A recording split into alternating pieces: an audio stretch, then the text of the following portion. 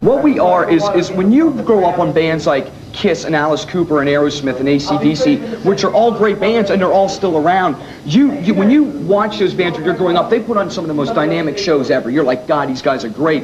And that's what we want to be. I mean, we don't want to be the band. We just want to have the same excitement that those bands had. And I think that's what we're pulling off, and I think the crowd's relating to it. There's a whole new audience out there, and Poison does not tell you how to look, how to dress, how to act, or anything. All we're saying is when you come to the show with our band, we're going to entertain you to death. You know what I'm saying? I mean, we're gonna go out there, and that's all we ever want to get across. As long as they leave with a smile and humming one of our songs, we're content. And buy a T-shirt.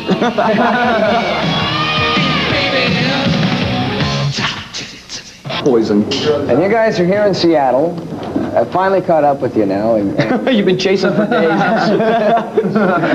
Our clothes finally caught up with us. Good. Before we get to the fact that the album is #4 now in North America, 4 with a bullet, as a matter of fact, and Talk Dirty to Me is really catching on. Let's go back. Let's get a little Poison history first of all, so people know where you came from and how you came to be.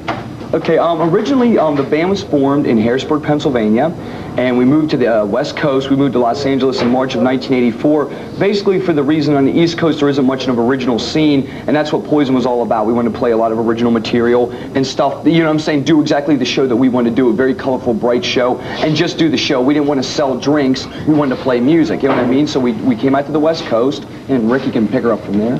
And after we came out to the West Coast... You've done this before, haven't you?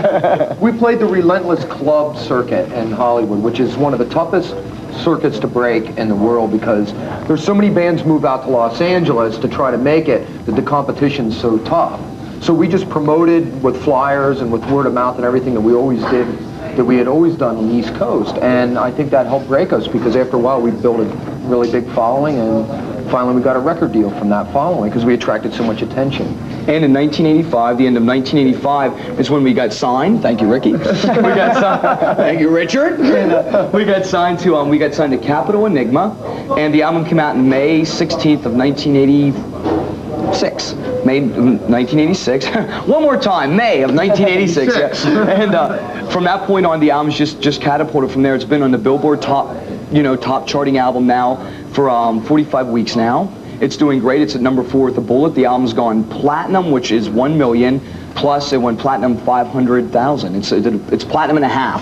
I don't think you get a platinum and a gold for that, but we're, anyway. Half a platinum. And right now we're doing real well in Canada right now. We're about 5,000 away from gold in Canada, which is going to be great. We're really looking forward to coming up there and playing. And all over the United States, we've been to Japan. We'll go to Canada, and then we'll go to Europe. And then we'll come back and play a bunch of summer festivals over the summer. Summer festivals over the winter. Winter festivals over the summer. And then we're going to do the summer festivals and do the Texas Jam and hopefully Farm Aid and all that stuff, which is great. You know, a chance to help out the country and everything like that.